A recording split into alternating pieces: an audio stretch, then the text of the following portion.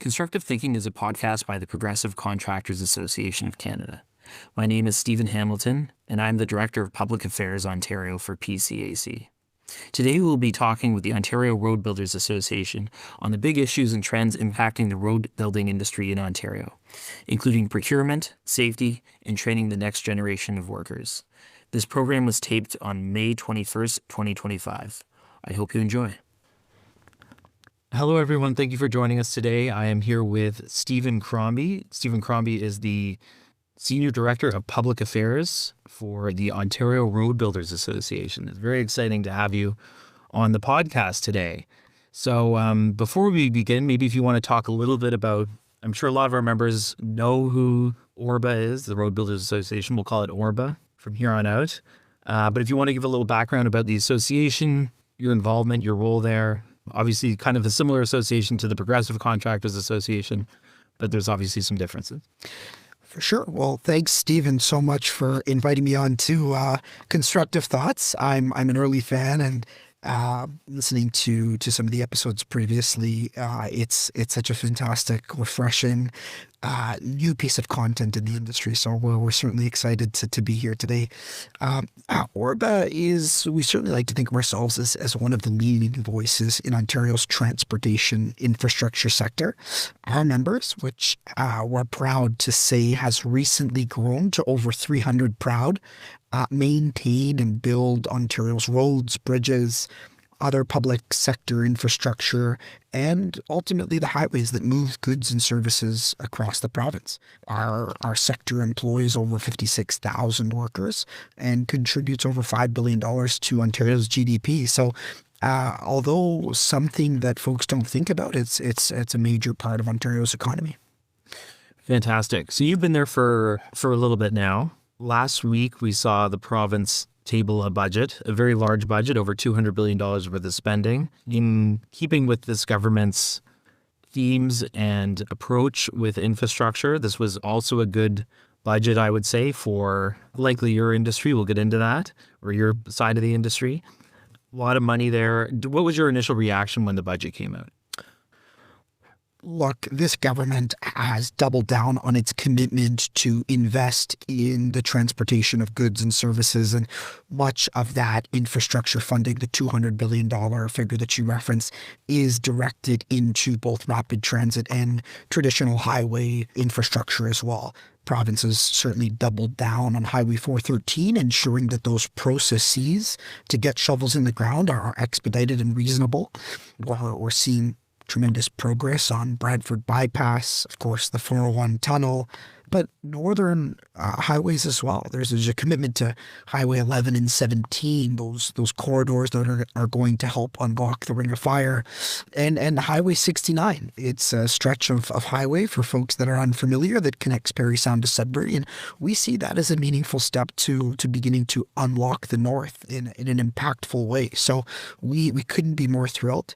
The province has also created a fund to help municipalities subsidize some of their local municipal capital infrastructure challenges, whether it be potholes or those connecting roads. So the province is making more of a commitment, not only in the big picture pieces, but to help municipalities as well.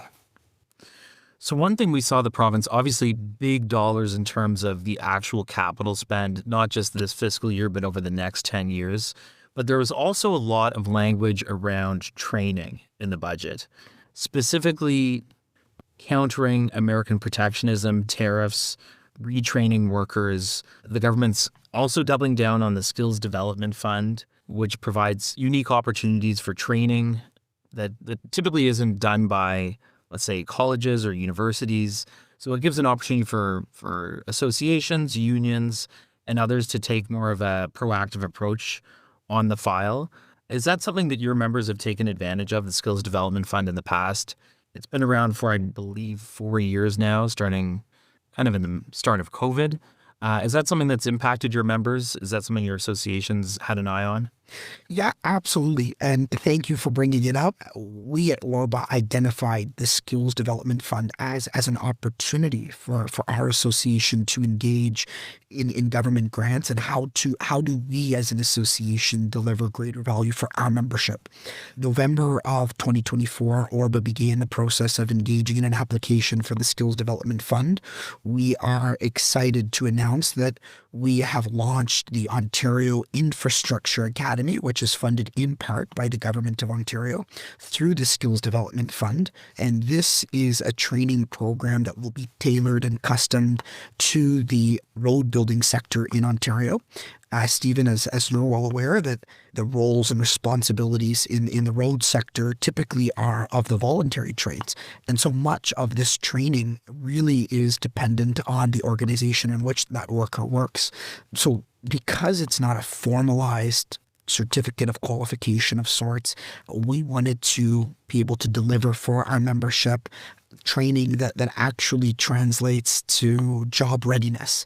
And that could be the basics of traffic safety. It could be having an individual familiar with what a road construction site looks like, how to operate a quick cut saw, how to rake asphalt, how to form concrete. All of these, call it soft skills of construction that aren't in and of themselves formalized trades, but can help bridge that skills gap for the membership. That's important to note. So the road building sector compared to other sectors of construction, the trades involved are almost entirely voluntary. So the actual apprenticeship system is less relevant, for better or worse, for this sector. So what you're trying to provide is new opportunities that fall outside of the apprenticeship system, but still try to formalize some sort of credentials aside from it. Is that right? That's right. So our vision of the world with respect to the Ontario Infrastructure Academy is to be able to deliver a set of e-learning training modules, as well as subsidizing our memberships on the job training portion. We believe that we can accelerate the learning curve for an individual, for a new entrant into the industry. And if we can accelerate that curve by even 10%, our goals are much loftier than 10%, but if we can accelerate those learning curves, that's real dollars saved for our members. So this obviously relates to the skill shortages that have been around for, I guess, forever, but really exacerbated during COVID. I guess first off, do you see the skills gap, those kind of that very tight labor market that we saw in 2021, 2022, is that cooling off a bit? And then the second kind of related question is, if the program that you're establishing is trying to create more skills up front for people entering the field, is that kind of a recognition that the people entering the field today don't really have the same skills as they did, let's say, 20 or 30 years ago? Is there a generational change that makes training new workers more challenging or different? Yeah, so to answer the first question first, is we are seeing a bit of a cooling off with respect to the labor pinch. And there are many factors that are contributing to that cooling off. One of which is the decline in new housing development, which I know you're acutely aware of. And so there are workers in construction that are moving from, say, vertical high-rise construction into linear, that have requisite baseline level skills that are coming into our sector. But we anticipate that this cooling off is very temporary. Of course, you referenced the $200 billion figure that the government is investing in infrastructure. The housing market's cooling off is anticipated to only be temporary. So Right. we are planning for a long-term need of sustained labor in our sector.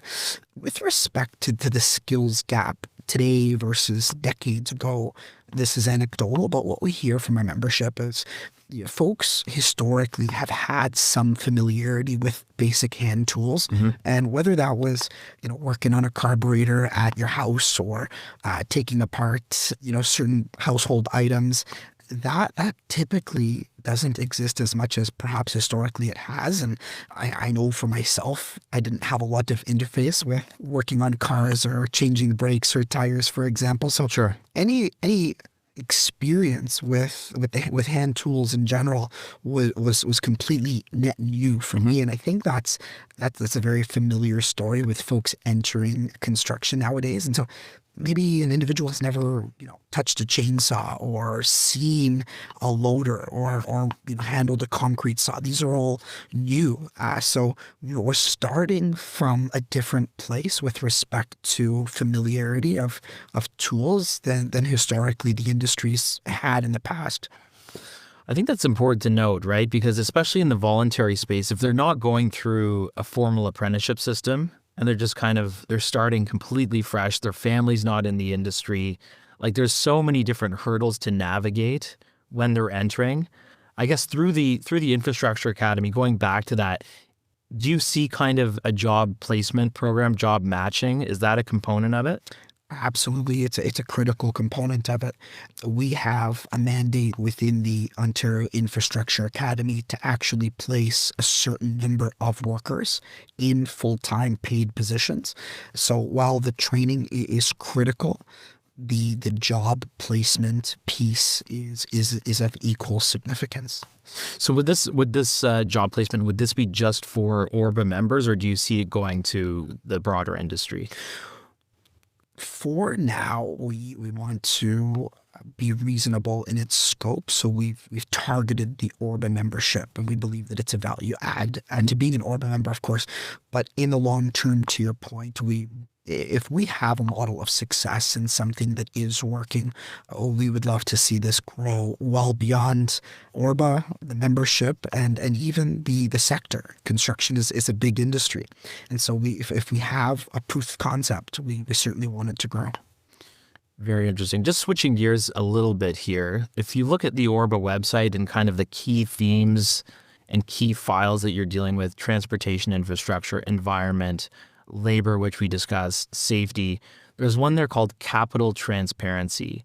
And I think this probably touches on something that's near and dear to PCA when we talk about fair and open tendering. As you know, a lot of our members still can't work in the city of Toronto for a lot of their work. Our members can't work on a lot of energy projects because of EPSCA. And then there's project labor agreements that happen from time to time. So that's kind of our view of the world when we talk about tendering, kind of our concerns with the procurement system, making sure that everyone can be involved in it.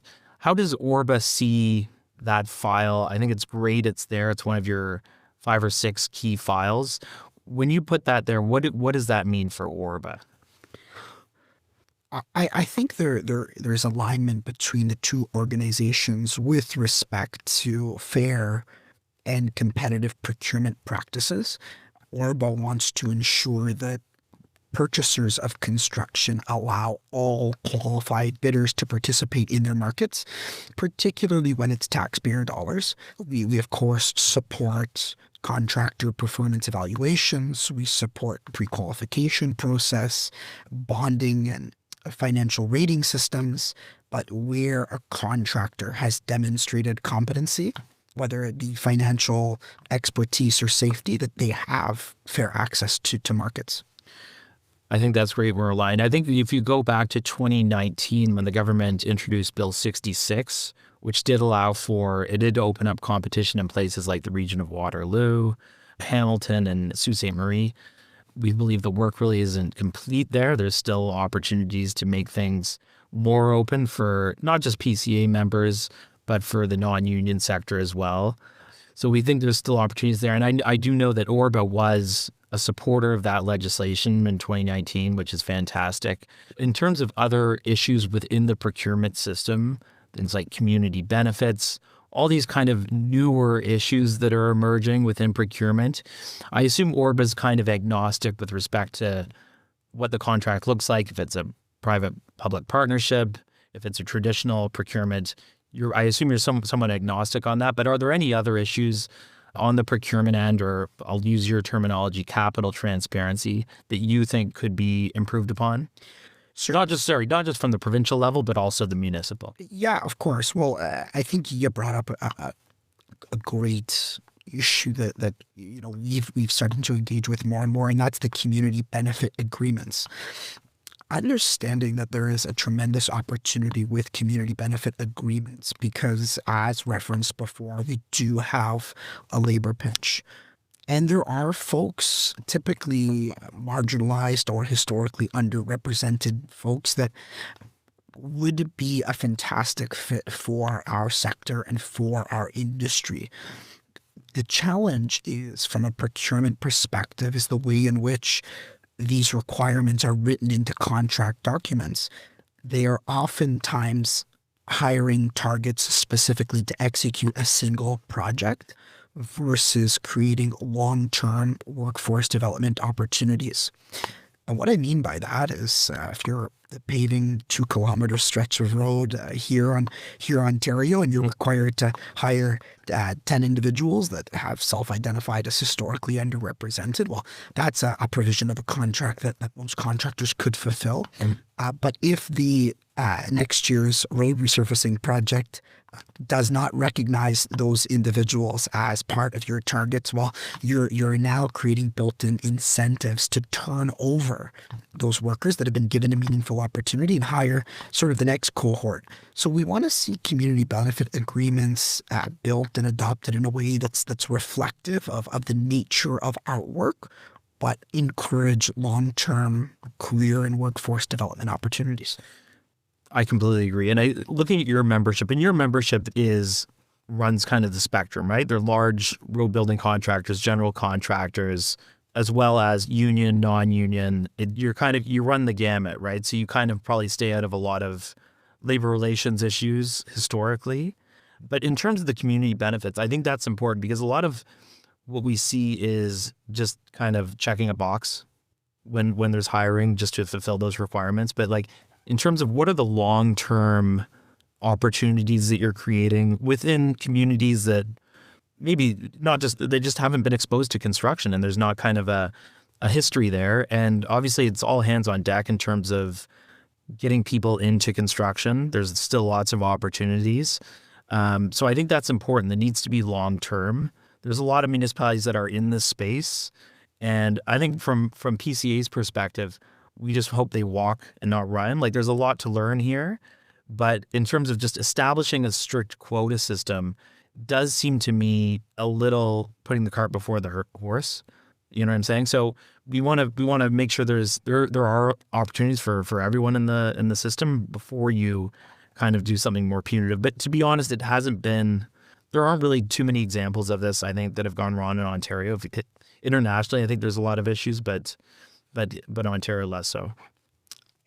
Look, I feel for municipal procurement officials that have been tasked with creating community benefit agreement provisions within their contract for infrastructure delivery. This is not an easy issue. Solving societal challenges while delivering infrastructure is not a problem that I envy. But that's why, industry's here is to reflect those concerns and to work with those municipal partners or those public buyers of infrastructure to create a model that works. And Steven, as you know, good policy and bad policy does tend to spread. And I think that if we can create a workable model at a public level in Ontario, that's a model that we as advocates can begin to shop around. For sure. I think there's kind of been a bit of a shift in the last few years in terms of public perception on infrastructure and road infrastructure in particular. So I think about the Highway 413, where it became a political issue. At least my kind of takeaway from that whole debate is that there's a recognition in the public that we need more infrastructure, transportation infrastructure generally, to get around.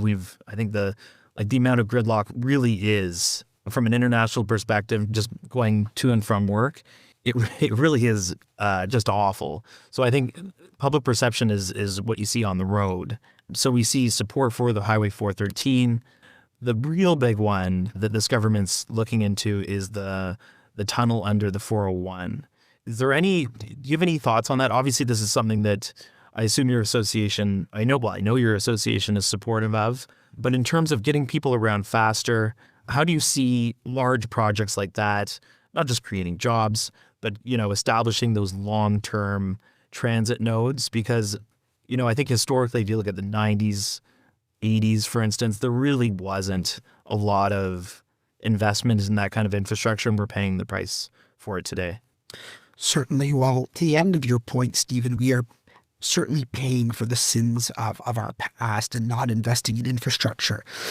With respect to the 401 tunnel, look, I think folks are asking questions from an engineering capacity. How do we do this? Will it look like? How much will it cost? How long will it take to build? But you have to give full credit to this government, particularly Premier Ford, where this seems to be driven from directly from the center, directly from the Premier's office, that this is bold, this is visionary.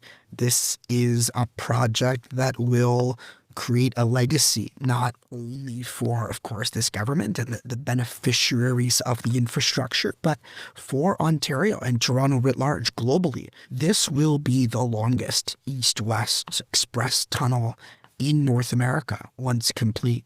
And that is something that I think Ontario lacks, is that bold, visionary steps by government and certainly by private sector participation.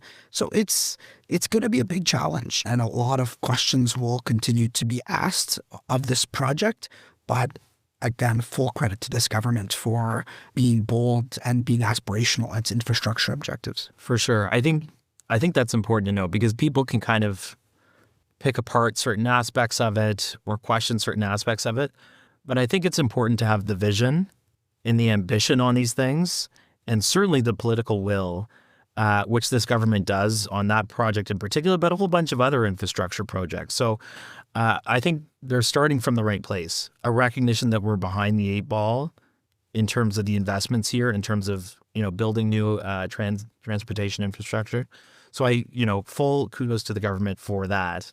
I guess the last thing maybe we could talk about is another one of the priorities of your association. Obviously, there is still a perception amongst the public that construction is dangerous work. Is there anything that your association is doing to improve safety outcomes and to, obviously, I think a lot of that is misplaced, but to kind of counter that narrative, to make sure that every worker goes home safe at the end of the day? Of course, it's paramount to the pillar of our association. If the perception is that working in the transportation infrastructure space is dangerous, folks simply will not come to work in our sector. Statistically, going by the WSIB statistics here, an individual is more likely to have a workplace injury working at a restaurant or working in the healthcare sector than they are in the construction sector. Health and safety has come a long way in this space. And that is not to say that there isn't more to do, of course. But our work is very public, and incidents can sometimes be somewhat dramatic and certainly make the news. So it's a public perception that we continue to battle, of course. But going back to your point about what is the association doing, what have we done? Last year, I can point to a legislative initiative that Orba sort of picked up the baton on, which was slow down, move over. We learned, and I was a little bit surprised by this, was that Ontario was one of only 2 jurisdictions in Canada where we didn't have protective legislation around motorist speeds around road maintenance workers. And so folks driving on the highway are required by law to reduce their speed and move over when possible when approaching an emergency vehicle or even a tow truck. But those same provisions do not apply to road maintenance workers. Those provisions exist in British Columbia, Manitoba, Alberta, Saskatchewan, Quebec. And so we approached both the Ministry of Labour and the Ministry of Transportation, because it's a provision within the Highway Traffic Act, to identify that we believe that there's a gap that exists here. And it's a signal from government, an opportunity for a signal from government to amend the Highway Traffic Act to extend those protective provisions to our road maintenance workers. And again, full credit to Minister of Labour, David Piccini, Minister of Transportation, Prabhat Sarkar, and of course, the Premier Doug Ford. They listened. They agreed to meet with us in a joint ministerial meeting, which, Stephen, you can appreciate. Those are sometimes challenging to coordinate. Sure. And I would say within months of hearing us out, working back and forth on prospective language, this was introduced in November of 2024 in Working for Workers 5 and has now received royal assent. So in Ontario today, the law is if you are approaching a road maintenance worker, you are required by the Highway Traffic Act to reduce your speed and actually change lanes when it's safe to do so. So that's one of the things that ORD has done just recently on worker safety, and we're very proud of it. But of course, a lot of public education needs to continue to be done around this piece. For sure. Well, this was fantastic. Thank you for coming in here today. I'm sure everyone listening has learned a lot. Very busy legislative and policy environment we live in over the past 12 months, just the number of things that are going on here, exciting infrastructure projects, exciting initiatives that your association is taking part in. So again, thank you for joining me.